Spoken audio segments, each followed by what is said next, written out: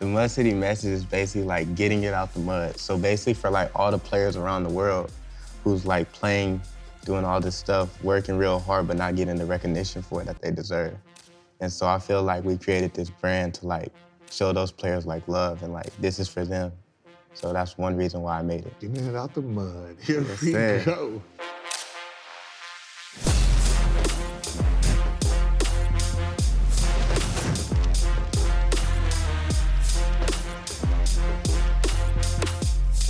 Welcome to another edition of No Chill with Gilbert Arenas. I'm Mike Monticello. Right over there, that's Gilbert Arenas. How you doing? Right, was that Tony Parker? Tony Parker, yep. Representing the French man. I always want to know the note on those. They put a personalized message to you, right? Is it trash talk? Is it a compliment? Something. No one trash talk. No one trash talk. I To think me? I've actually seen a few. What did it say? I can't repeat that on air. Oh. Some profanity in there. Actually, people, my skin complexion probably shouldn't say that word. Oh. But that's like, what's up, my? No. You my? Like, come get this.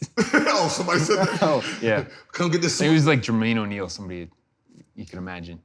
Oh, that's my dude. That's my dude, though. You know who else is our dude? You're in the group now. Dylan Andrews. Love it. Welcome to No Chill. Thank you. Thanks for You're one having of me. our dudes. So what people have to know is we always talk about LA schools and LA talent. Sierra Canyon's got all the attention, Crossroads on the map, Etiwanda, those other schools, but Windward, where you are right now, we've had Juju Watkins on, but what the boys program is, you guys are on the map. Yeah.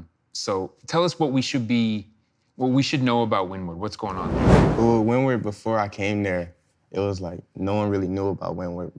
Now we put Windward on the map. We just came off winning a CIF championship, which is pretty good.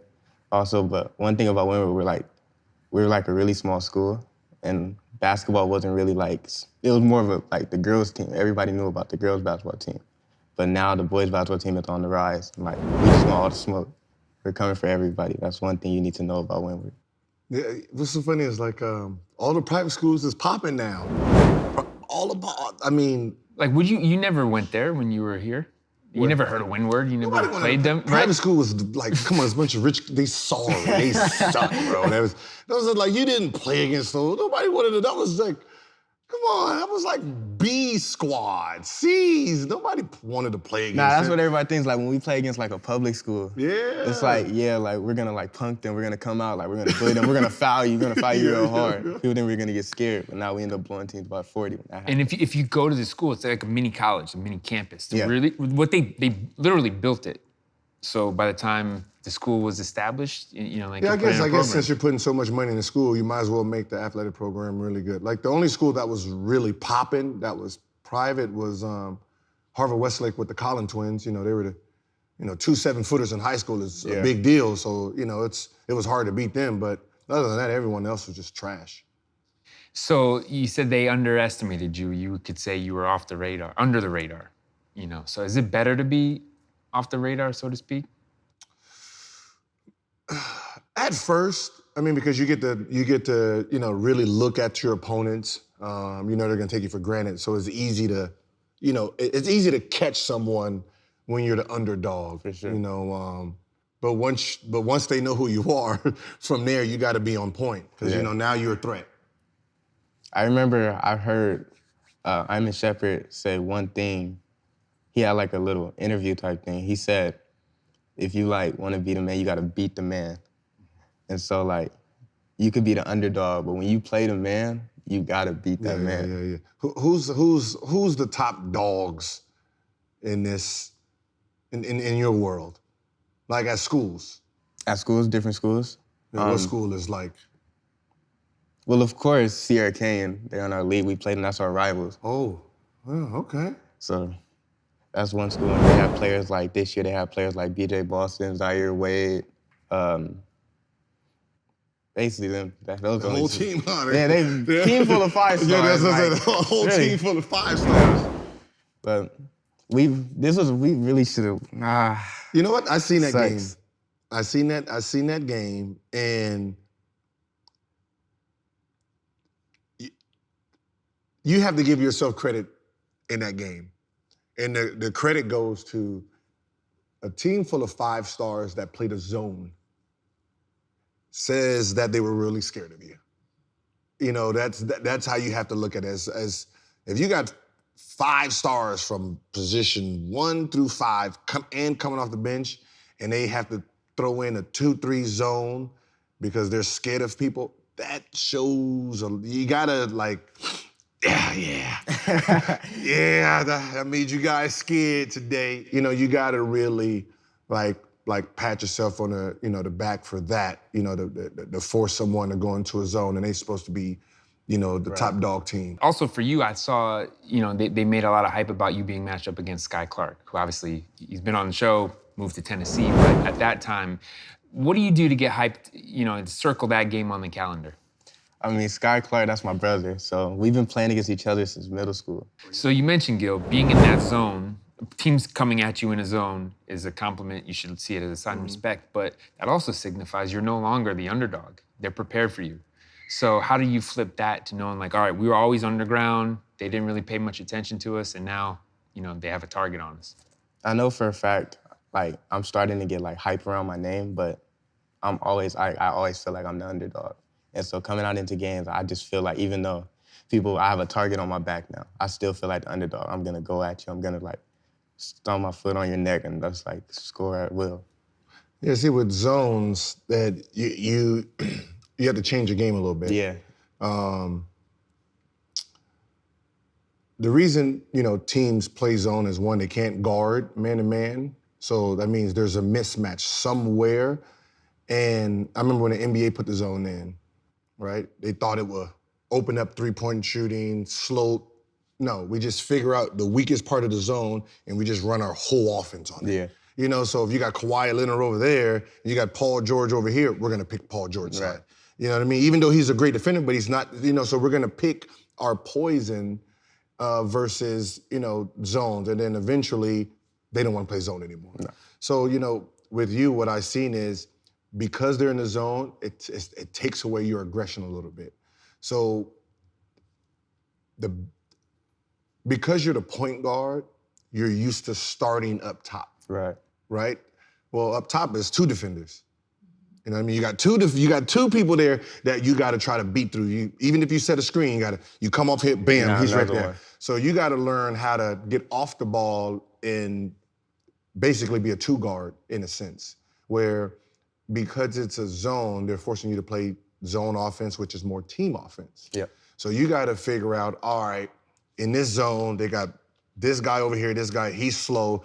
I'm just gonna sit there and sit on this side and just attack him versus trying to go against off the top 2 guards, where they have the advantage. And that was the one thing I seen, that because you have a first quick step, and a lot of people are scared of that first step.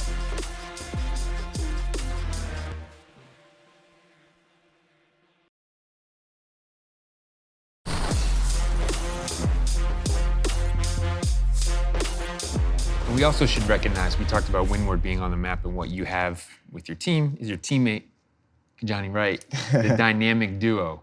So when you take on opposition, it's not just you. You guys share the workload and the spotlight. Yeah. So describe that dynamic duo that you guys have. Kajani. That's my guy right there. Been playing since 7th grade, I believe. Yeah, 7th, 8th grade. And we just have the dynamic duo. It's just we click right away. Everything I do, he knows. Everything he does, I know. And so we even have signals on the court. I would say playing with him is like really fun because, and we have we always do, one thing I like is our 2-man game, which we do a lot.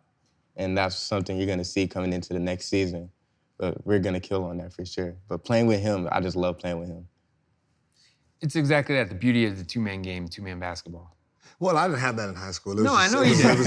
Guess what? We have something different this time. It was just 1-man game. I didn't have, not dominant. That was my thing, that back then, we didn't group up. And the teams that did,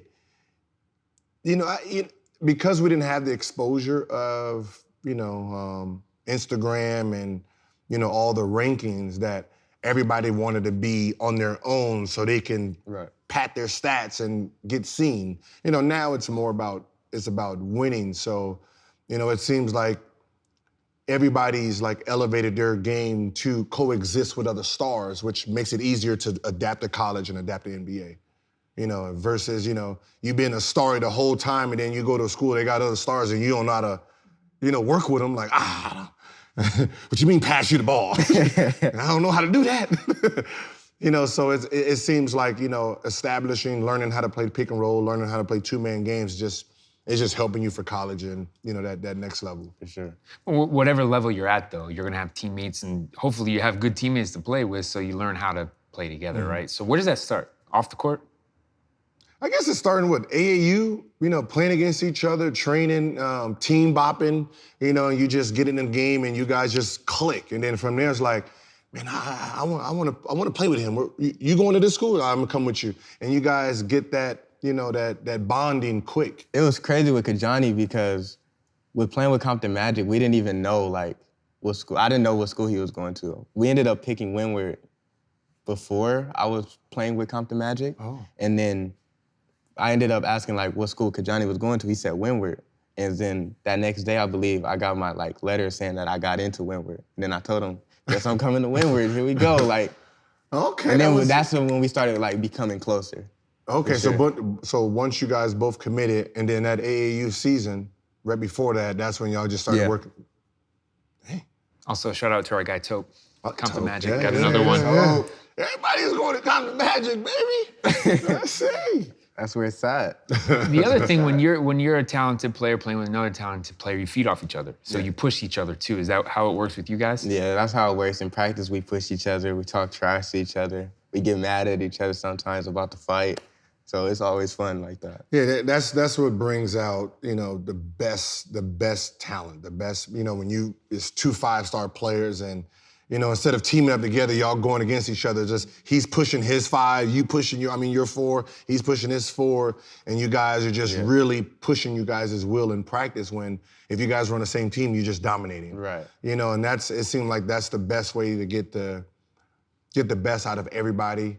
You know, that's the supporting cast, because, you know, as great as you two are, you're gonna need everybody else to play their roles too. You know, because, you know, sometimes when you're coming off the bench or you're third option, fourth option, sometimes you tend to lean on the stars more than you're supposed to. Because to make, you know, for them to be great, you have to do your job too. You know, you don't want your star player to ever say, man, all it, I'm gonna do me. You know what I mean? You don't want that. You want to be like, yo, trust me, I'm find me in the corner, I'm gonna hit my shot every single time, you know, so you can be free instead of you just saying, yeah, man, forget these guys, let me go ahead and do, because I did that all day. As soon as the game started, man, forget these guys, I'm gonna do me. You know what I mean? So, you know. He started out with a plan, but then when it started to go, you just scrapped that. Yeah, you know, but, you know, you still gotta, you know, trust in, you know, the process of everyone else, because, you know, the more they hit shots, the easier it is for you to do what you do best. And you hear words, brotherhood, family, all that, all the time. You know, players will talk about, describe their teammates like that, but really that's what it is. Sometimes you butt heads, sometimes you support each other, but the point is you need to have that bond, because when times get tough, you gotta know where everybody's at. Yeah. How do you, between you and Kajani specifically, how do you guys share both the workload and the spotlight? The workload and the spotlight. I would say me and Kajani, we share that pretty well. We play as a team. Our coach makes sure we play team ball. And so with me and him, it's like perfectly fine. We just click automatically. We're not really that big, like we're not too much on the hype. We don't really care about the spotlight and stuff like that. We just come out and hoop, try to give it our all every time on the court. So. You know, I mean, that's what you gotta do. I mean, you know, it's always, when you have other stars on the team, it's always sacrificing. You know what I mean? You gotta sacrifice a little bit here, a little bit there, still while trying to be dominant. Yeah. You know, you just gotta, you know, pick your spots. You know, when I was in the NBA, even in college, you know, when I was surrounded by, it was 4 All-Americans and then me. You know, I wasn't the All-American, but the point guard was All-American, and 3 was a McDonald's All-American, and 4 was a McDonald's All-American, and 5 was a McDonald's All-American. So, but because I was the dominant scorer, it's still, I had to understand the process of who's on, who has an advantage, where can I try to figure it, and, you know, not to get lost between this star power. So, you know, it's one of those things where, you know, this person has a mismatch, I'm on fire, okay, it's his time, he hasn't touched the ball. So you still have to try to figure out how to process that. But also, an easy way to dominate for you without like taking away from anybody else is in a penalty. Once you get in a penalty, it's 7, it's 10. That's when you get super aggressive. Yeah. Because every time you get fouled, that clock stops you at the free throw line, no shot attempt. That's the secret to being a dominant scorer. When you get into the penalty, that's how you can be super aggressive without being selfish.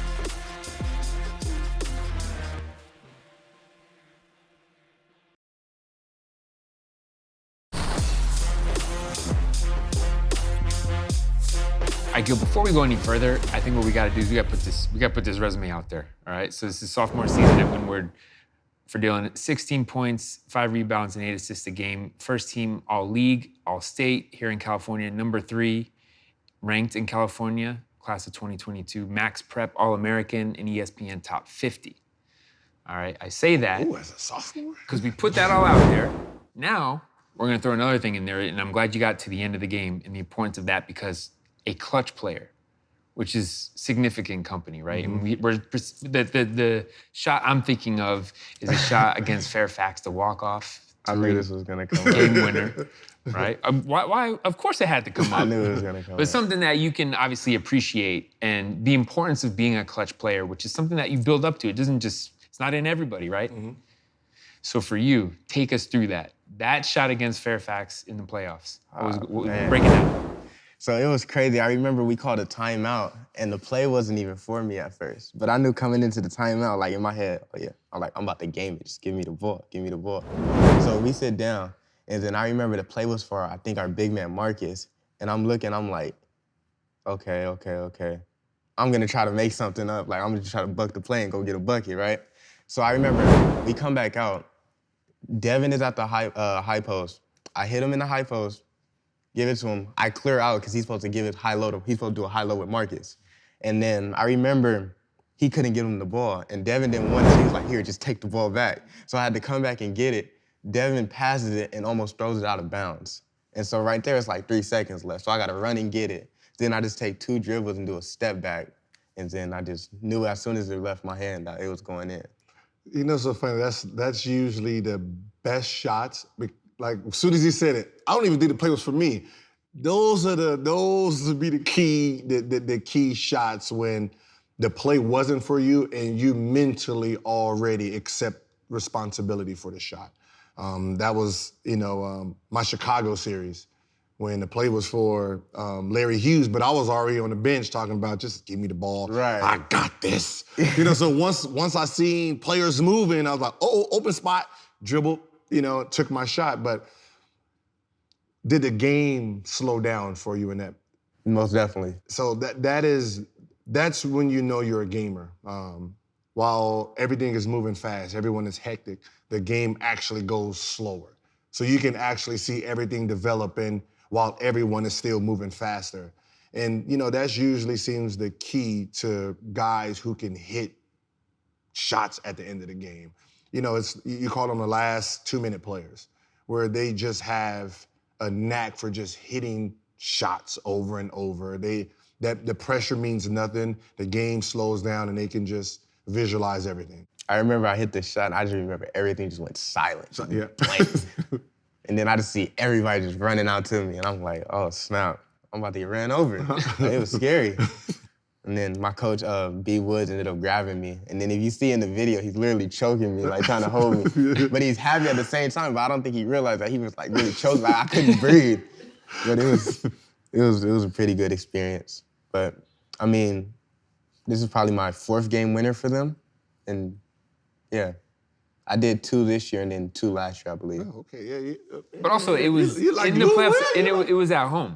Yeah, it was at home. Which is the best kind of game winner. You have the home crowd. It was love. It was for sure love. The best kind of game winner is at home because you have the home crowd, but the real best game winner is on the road. No, for sure. It's on the to shut 'em road up? because it's a different, this game winner, everyone's cheering. That road game winner, you become instant villain. Easily. That you become the You just instant look into the villain crowd. for that group. Like you just took their soul. Like they had hope and you took hope away from Yeah, them. but that's you. You want to be. I Nah, want to be the I'm hero. saying, I he want to be. feels I it. want to be carried out on their shoulders, man. I You want feel it that. too, I want right? the hero. Which one was treatment. better? Nah, I want to be the villain. See, the villain is better. The villain is better. Like, It's that feeling that you have. Like, you can just see everybody in the stands and everybody on the other team. You can just see their sad and the just sad like, face. Yeah, like- you walking out of there like, God, like it's just, like, you got to remember, home crowd, they're already cheering for you. So there's really, that's nothing. So they're it's gonna cheer love. louder. And It's cheering. They're already get that victory cheering. lap. Okay, now if you was in a crowd and someone just hit a game winner on you, yes, that feeling you just felt. That's right. That feeling you just Yeah. felt, the thought of just, And what you said, slowing the game down. Even just great players slow the whole game down. But then when you get in that last 2 minute, those clutch moments, I'm thinking of a guy like Paul Pierce, which he literally slowed the game down because he played at that pace, right? But then also he had to realize that he wasn't trying to be a thoroughbred. But then he also in the clutch that was suited for him. So Yeah, how you do you know- actually do that? it's in you. It's just something your brain does. Yeah. It's everyone is not a game winner. Like, as many superstars as there are, all superstars are not gamers. You know, you have superstars, you got gamers. This gamer can be averaging 5, 10. You know, you got Sam Cassell. He made one All-Star, but he was a gamer. So the last 2 minutes, we knew who was getting the ball. You have Kyrie, you had LeBron. Kyrie's getting the ball. You know what I mean? So you have your players on, this person deserves the ball. He doesn't show that he can hit shots over and over. You know, every level you go on, no matter, you're gonna be that guy they give the ball to at the end. You know, Clippers, Lou Williams. You know what I mean? From whatever team he played for, when it came down to hitting big shots at the end, he always had that ball. That shot he hit. Yeah, Philly. but You gotta give him that. no, what I'm saying is, yeah, he did gotta it in give the him that. playoffs last year. But you know, if I'm Doc Rivers, I know who I'm giving the ball to. Some guy who's been doing it for 10 years.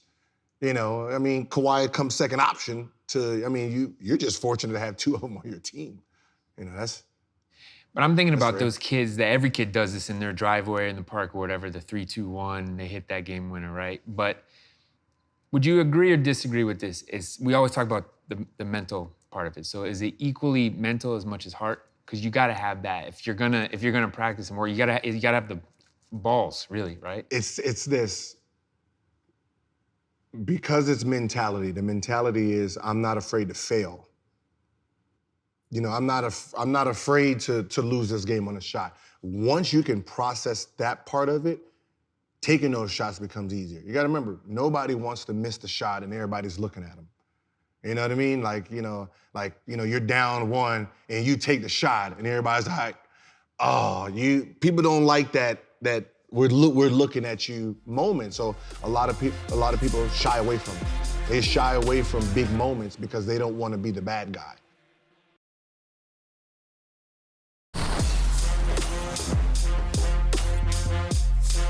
All right, Gil, we got something that's near and dear to your heart.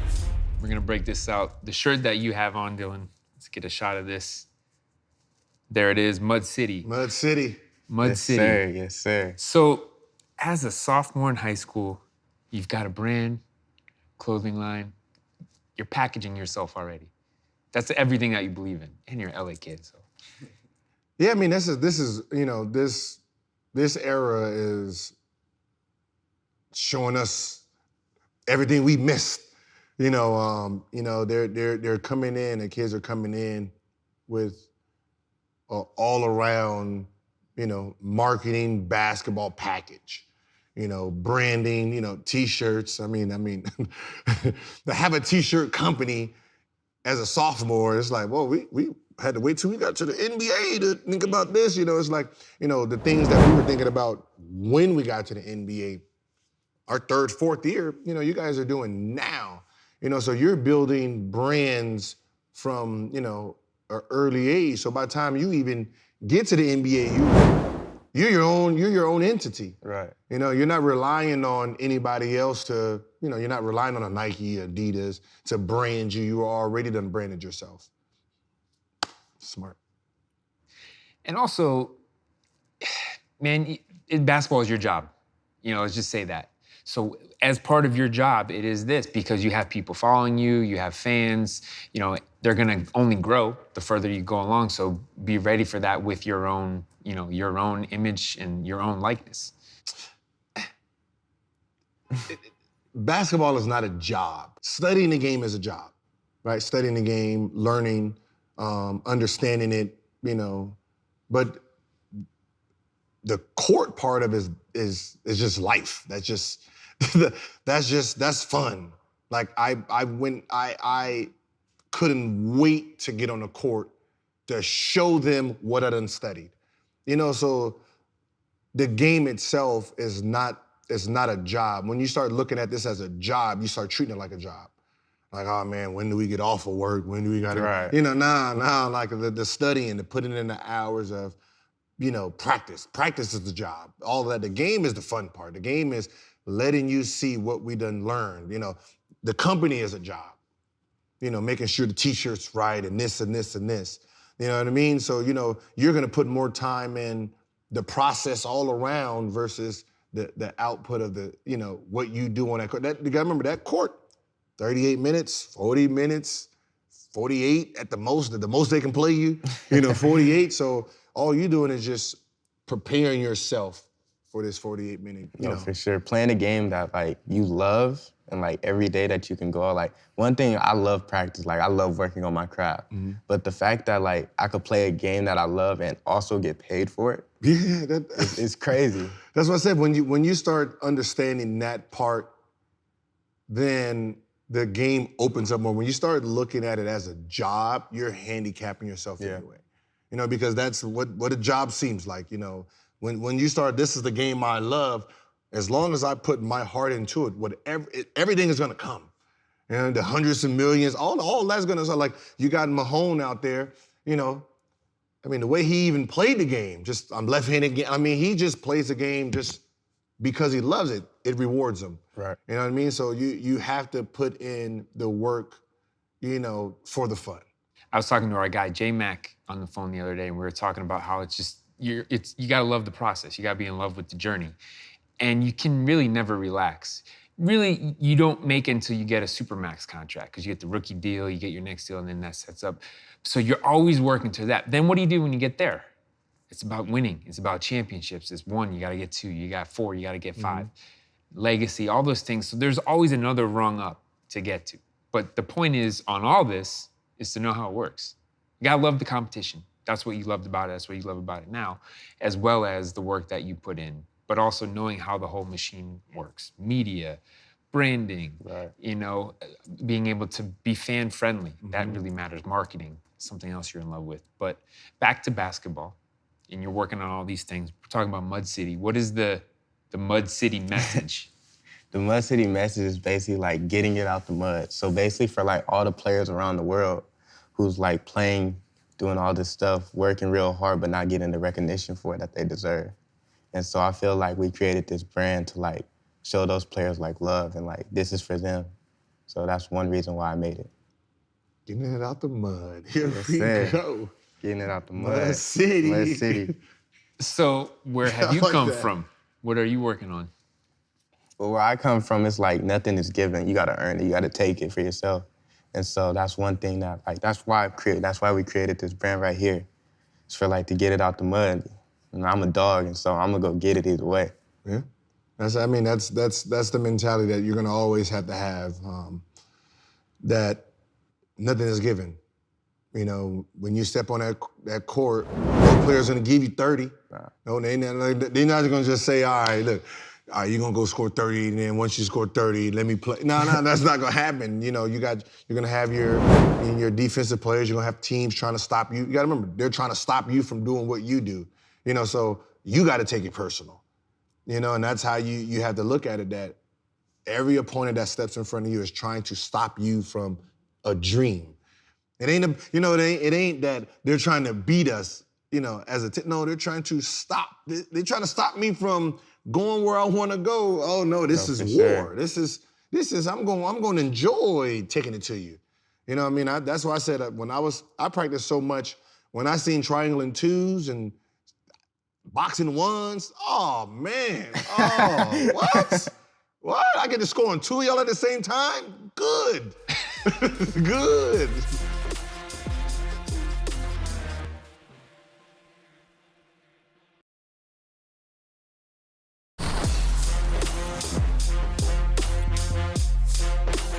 But that's what made us. That's what, I know how, everyone looks at the NBA now and say, oh, you're soft.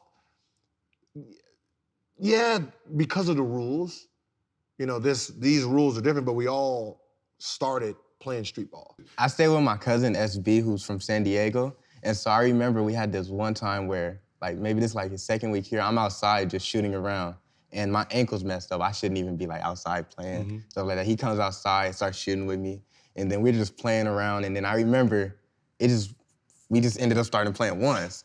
And then I shouldn't even be playing, and now I'm just like going right, trying to go at him and stuff like that. We talking mess, we about to fight outside. Like, it gets real competitive at the house. We pushing each other into walls, like throwing each other into chairs. But like, it gets crazy. Like, I don't like to lose. Like, I will do anything. Like, it's bad.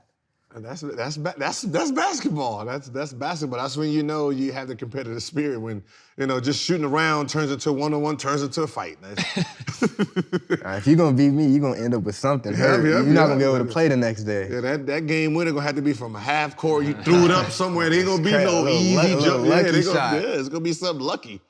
Is this is good for you to know. Is there still an initiation process for young players coming up, or even if you're on a new team, at one point you got to prove yourself?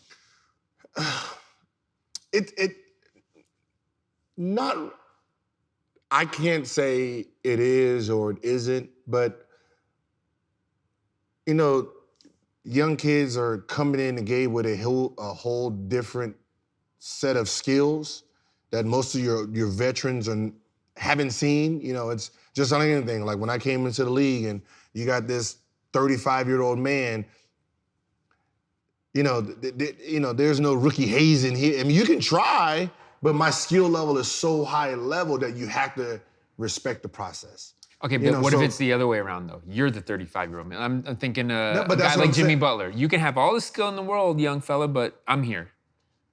It works until it doesn't. Because the kids that's coming in, their self-esteem is so high because they're given the keys. Here's the keys. And he's coming in with the bop bop. You know what I mean? So it's like, you see the talent and be like, all right, we're gonna hit fall back before I'm on the opposite end of young fellas, growth, because at the end of the day, it's all about the youth. I don't think every guy gives it up that easily. And that's why those guys are gone right after. The guy's gone 2 games later. Oh, he's a bad locker room guy. That's where that comes from. Because he's trying to hold his position against the future. And it's not like it's the future of a veteran team, it's the future of a young team. If you're a young player and the whole team is young and you're this old guy trying to, nah, we're gonna do it this way. Nah, bro, your flight is your flight is coming and your team is coming too. You're about to get traded. You gotta be the Drew Holiday. You don't think Drew Holiday is the best player on that team? By far. He's the best player on that team, but he understands, for me to last, here's the keys. I'll fit in where I get in at. It's one of those moments until some veteran team wants me, but I'm not gonna sit here and bump heads against these young kids and I get a bad mark because of it. So, it's one of those, that's a game within inside of a game. I think it's get in where you fit in. But anyhow. What did I say? Fit in where you get in. It's all right.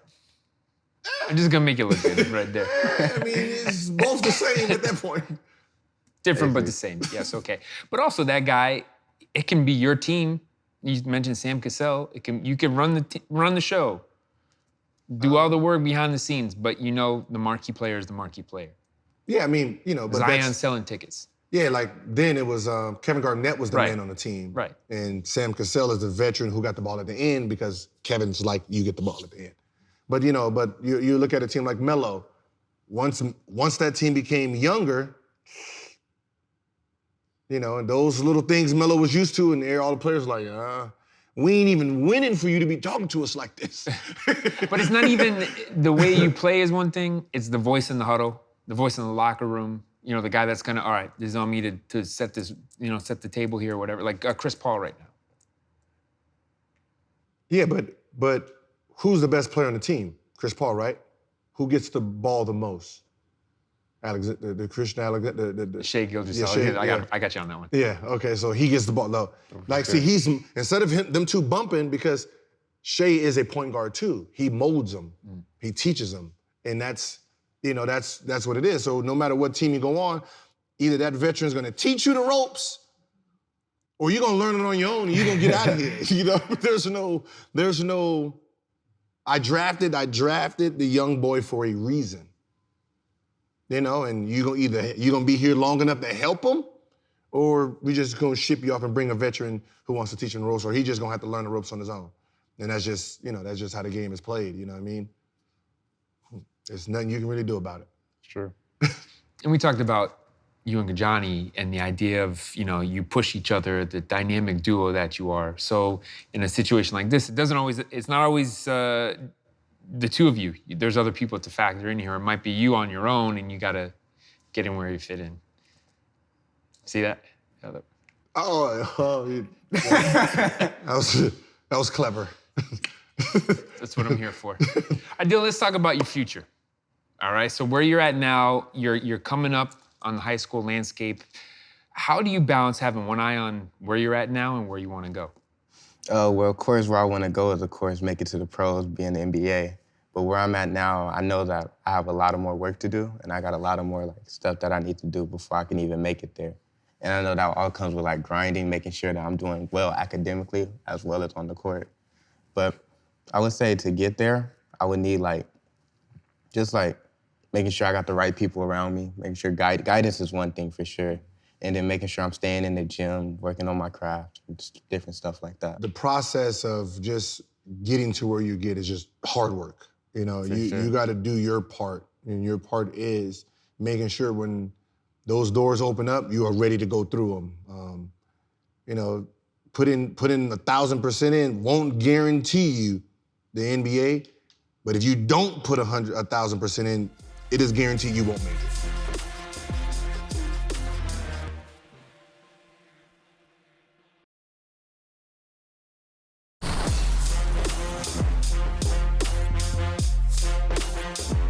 All right, question time. Ask Agent Zero time. Did you ever have a moment in life where you just I can't do it no more, I want to quit, Yeah. We was I was in Golden State, so I already got drafted. So I got drafted 31, thinking I was top 10. I'm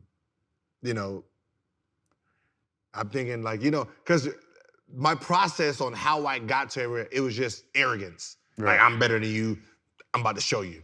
Well, I remember I got drafted and I said, I'll be starting by the middle of the season. Click, that was my interview. Print that, click, right? So the season's going on, I got mollywopped the first 5 minutes I got into the game by Carlos Arroyo. I mean, he put a move on me. I still won't watch it to this day. All I know it was, ooh, ooh, ah. It was one of those. The crowd, I got benched. And then from there, I'm just watching the game going. I'm just sitting here, and just, you got to understand Jason Richardson, he's a starter. When it came to one-on-one, he couldn't stop me. Right. But it was his game process different in NBA game, and I couldn't understand that. He's averaging 13, wow. And then I get in the game and I can't even score, I got benched and then when practice came, and I'm okay, I'm about to show him in practice, there's nah, young fella, nah, the veterans are gonna practice. And I'm I thought veterans don't practice. I thought they let the young people practice and they just get to sit on the side and, veterans nah, I didn't, I'm trying to work and still get my time. Come on, dog. And then I'm yo, Jay, let me come in for you. And he'd be all right, cool. I come in, coach no, not right now. Jay Rich, come on, we got to put some plays in for you. So then it became no play, no practice. And then now, you know, you're playing against Vince Carter, watching Vince Carter dunk on everybody, and then watching a player like Katino Mobley, who's not a star in his league. You know, he's not a star. He out there scoring 30. So I'm like, the people who ain't even stars scoring 30. So I'm sitting there because at this point, I'm like at the 2, and I'm like, yo, I'm not ready. This is a bad mistake.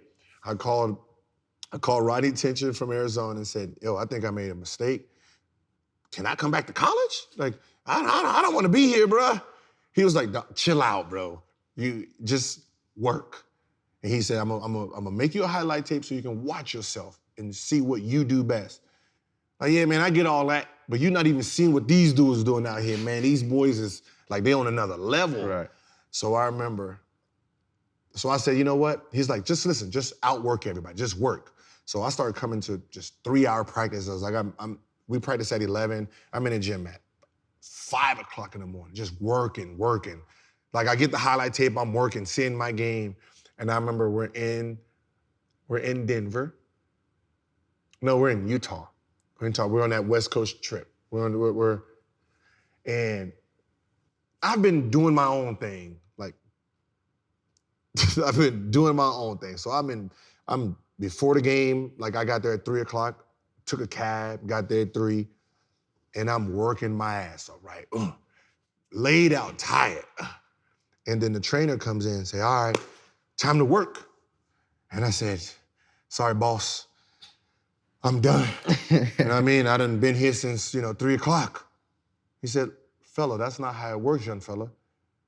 When I tell you it's time to go, it's time to go. And we're gonna do some bleacher work. I said, oh, man. I just did bleacher work too. I said, hey, ask the cameraman. I've been here working. You see, I'm drenched. He says, how many minutes you play a game? I said, none. He said, then you need to keep working. And I snapped. No. I snapped because he said, that's why your ass don't play no minutes. Because you don't understand it. You don't know how to be a pro.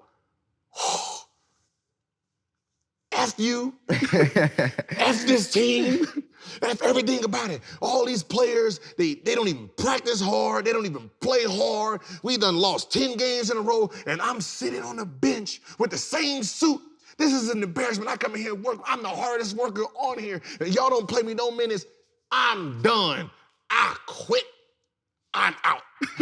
I don't know what I'm doing. I'm just frustrated. Right, yeah. I'm just frustrated. I go to the back of the locker room and just zone. I just don't talk to me.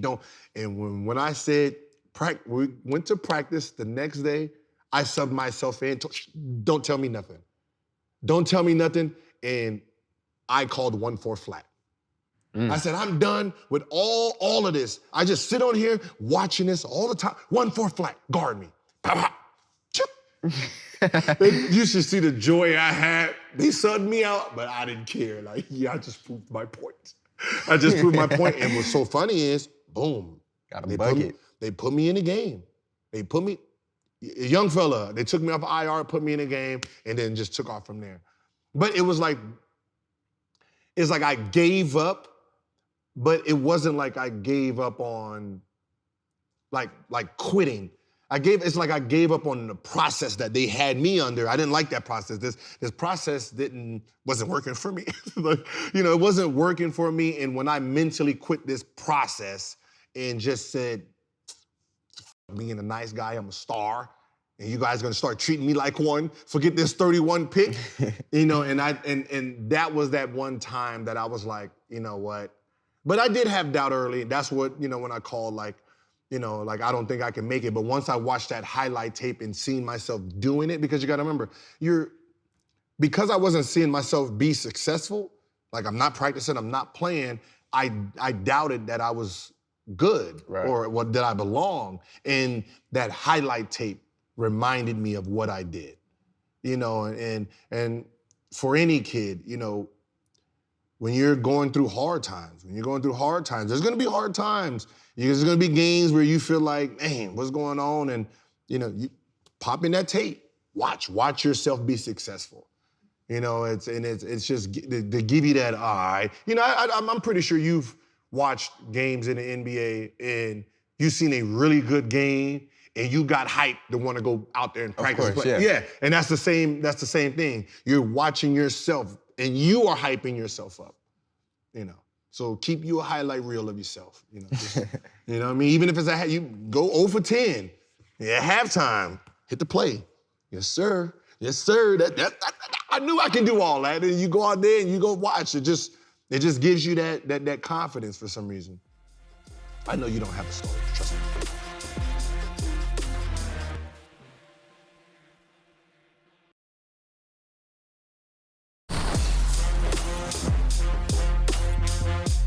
All right, we're gonna wrap this up. Let's get out on this one for the road. Dylan, we're a fan of you. We've watched you come on. We were glad you're here today. Appreciate it. Put this out there. Give us a goal 5 years from now. What else are we gonna add to this resume? 5 years from now? Well, of course, the goal is also I want to win a state championship this year. Well, this year, next year. But also, 5 years from now, I want to be able to, I want to be in the league. I want to be a pro. But not just a pro. I want to be I want to say like a pro, but like somebody that's you know, I want to be one of the greatest, like one of the best. And I know that's gonna take work, but that's one of my goals for sure. 5 years from now, you could be a 2-time, 3-time All-Star, All-NBA. He's got goals for you. You know what I mean? I mean, you took 2 years. You got 2 years.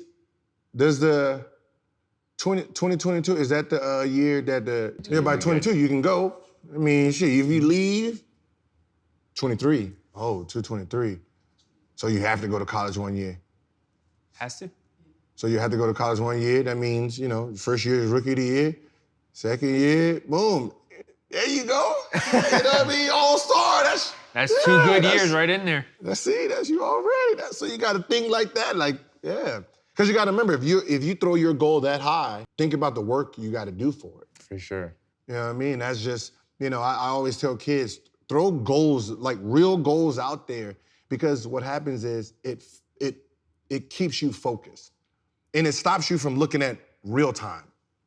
You know what I mean? You don't really get to enjoy real time because you're so focused on a goal that you really want. Like, you know, if you're like, oh, I want to be an all-star in 5 years, that means you are preparing yourself for all-star level for 5 years. That means your training is going to be different. That means your work ethic is going to be different. That means your mindset is going to be different. Your game play is going to be. That means you're not even paying attention to high school kids no more. As a sophomore, it's like, I'm done with them. I'm looking at 5 years from now, okay, I'm going against Trey Young. Okay, you start studying. You know, you start really fast-forwarding yourself up there, putting in that work ethic. Tunnel vision. We say put it out there on No Chill. We want to look back on it and see it happen. Yes, sir. For Gilbert Arenas, Dylan Andrews, Mud City. Mud Don't forget about Mud City. Yes, sir. I'm Mike Botticello. It's been No Chill. Remember, you can catch us every Monday at 8 o'clock on Fubo, and we'll see you next time.